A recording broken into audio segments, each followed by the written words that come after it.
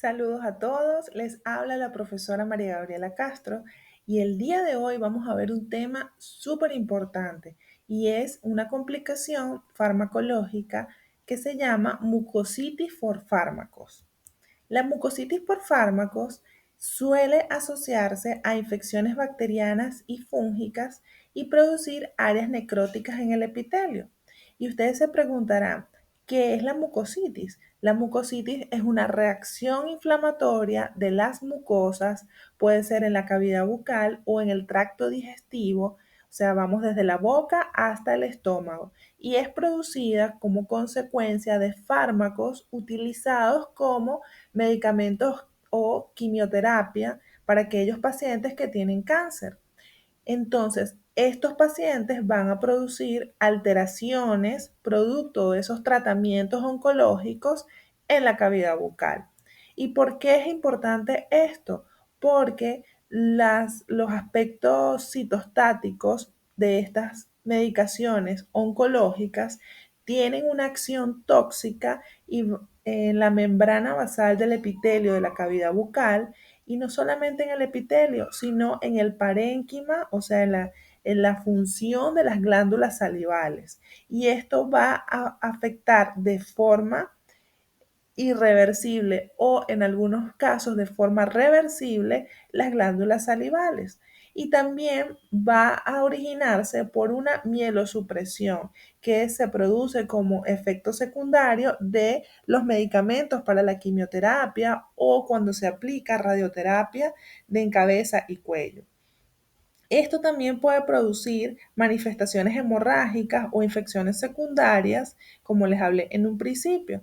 Algunos pacientes también pueden experimentar efectos colaterales que pueden afectar la calidad de vida del paciente. Y cuando hablo de la calidad de vida del paciente, es que si ven en las imágenes, vemos un paciente que tiene zonas ulceradas, zonas necróticas, zonas que se ven con una pérdida de sustancia del epitelio, y se ve una membrana de un aspecto amarillento, un poco más blanquecino de lo normal. Y esto es el intento de reparativo del cuerpo, que es muy sabio. Y ante la destrucción de células tanto buenas y malas, el cuerpo genera este intento reparativo. Pero ese intento reparativo no se logra, porque como les dije, la mucositis se origina porque se dañan de manera irreversible la actividad mitótica del cuerpo, de las células del estrato basal y de cualquiera de los estratos de las células o el epitelio del cuerpo. Y esto va a producir una atrofia con posterior necrosis. Entonces, estos pacientes, ¿cuál va a ser la sintomatología? Van a tener dolor, dificultad para tragar, dificultad para deglutir.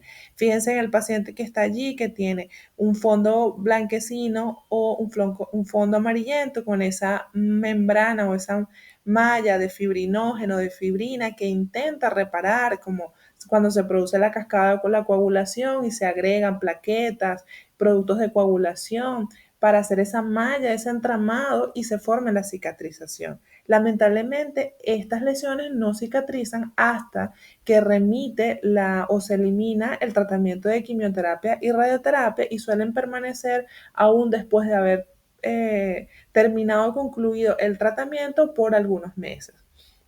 Entonces, la boca, que es una mucosa que está en constante movimiento, porque usted habla, mastica, traga, se va a rasgar, se va a fisurar, se va a romper de forma fácil, pero no va a haber un intento reparativo, no va a haber hay un intento, pero no se va a lograr la reparación de los tejidos. Y es por eso que vemos estas lesiones.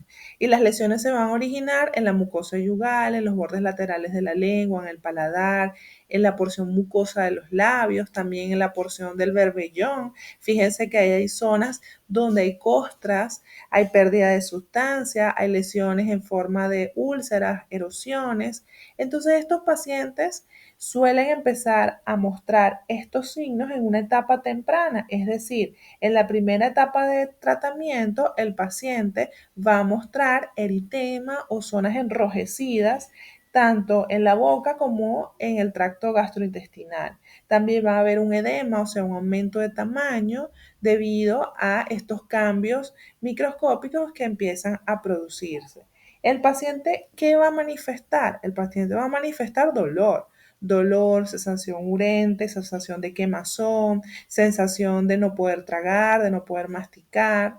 Y allí empieza el papel del odontólogo, donde debe empezar a realizar un plan de tratamiento previo al inicio de la terapia de quimio y de radioterapia. Es por eso que el médico general debe hacer una interconsulta con el odontólogo para contrarrestar los efectos negativos en cavidad bucal producto de esos fármacos de la quimioterapia o la misma radioterapia en el paciente.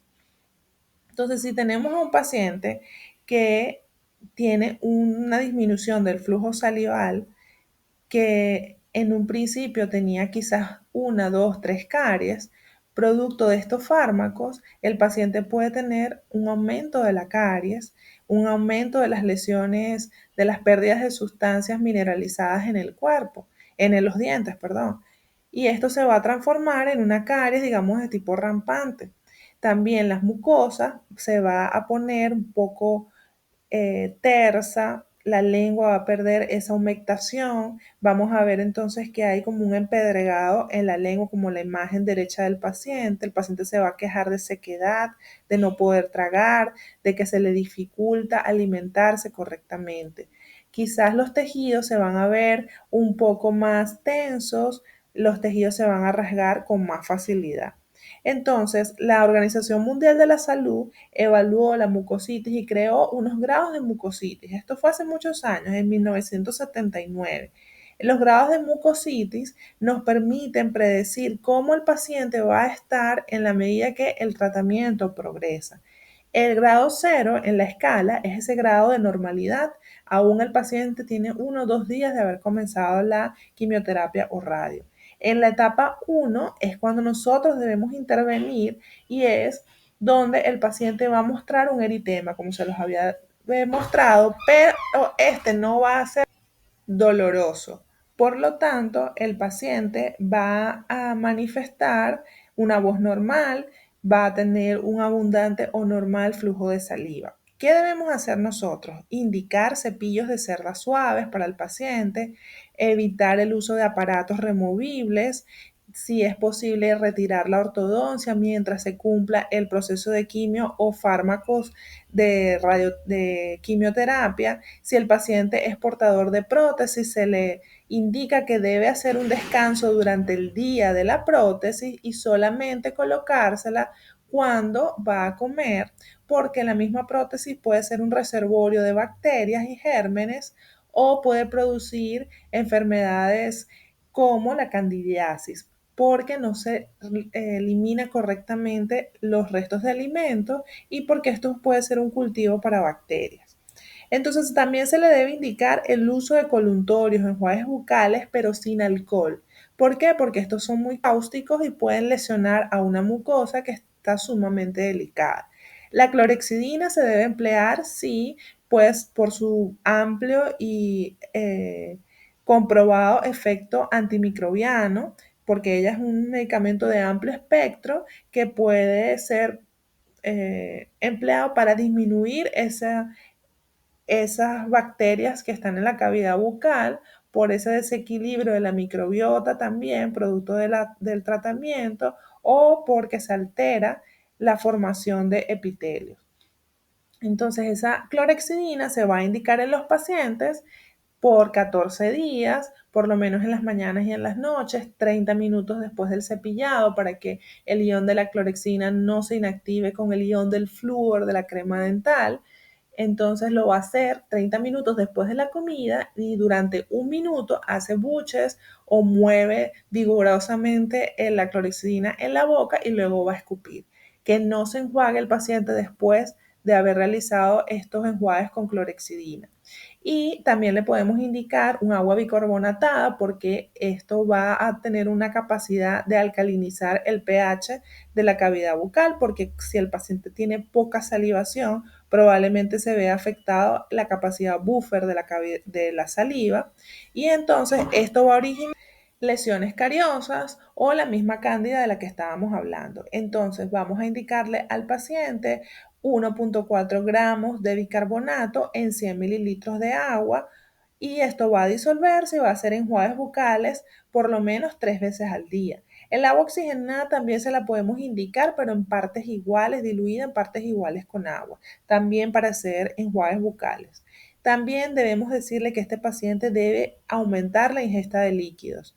La ingesta de líquidos para remover esa placa que se pueda formar en los dientes, para solubilizar ese bolo alimenticio o para tratar de realizar un bolo, porque las glándulas salivales activan el bolo alimenticio. Sin glándulas salivales, la activación va a estar disminuida. Entonces vamos a decirle también que las comidas deben ser blandas para no lesionar o rasgar la mucosa. Entonces, eso lo vamos a indicar en la primera etapa o en el estadio de la escala número 1. Luego, en la etapa número 2, si el paciente no cumple esta terapéutica o a veces a pesar de haber realizado estas recomendaciones, el paciente puede mostrar eritema y úlceras, pero estas van a ser poco profundas y poco extensas. Y la deglución de los sólidos se va a mantener. El paciente puede alimentarse por sí mismo. En la etapa número 3, allí se complica un poco la cosa porque empiezan las úlceras extensas.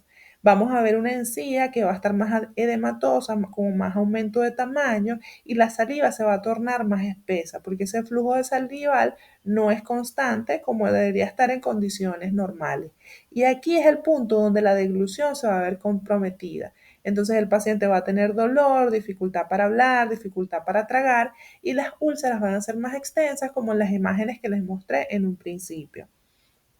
Ahora, en la etapa número 4, esta es la etapa, digamos, más grave porque las úlceras se hacen mucho más extensas, tanto que imposibilita que el paciente pueda alimentarse correctamente, no hay casi flujo salival o está totalmente ausente, va a haber dolor y este dolor va a ser intenso, por lo tanto la terapia debe estar acompañada de fármacos que sean beneficiosos para el paciente para disminuir ese umbral del dolor.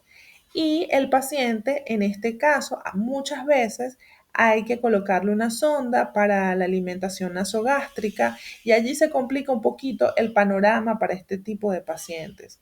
Entonces, ¿por qué es importante que el odontólogo intervenga en este proceso?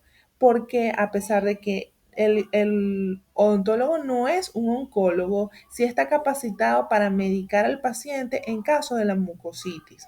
¿Y por qué? Porque si el odontólogo no interviene, el tratamiento de quimioterapia o radioterapia puede verse interrumpido porque el paciente puede descompensarse al no alimentarse correctamente o puede renunciar a seguir con el tratamiento porque son muy dolorosas las lesiones producto de la necrosis celular y la degeneración de las fibras celulares y de las glándulas salivales. Entonces, el odontólogo tiene un papel preponderante en el tratamiento farmacológico y el tratamiento odontológico de los pacientes que van a ser sometidos a radioterapia o quimioterapia porque pueden producir manifestaciones orales denominadas mucositis por fármaco. Esto fue todo. Gracias por estar aquí conmigo. Los invito a conectarse para una nueva clase por esta misma vía. Les habló la profesora María Gabriela Castro. Hasta luego.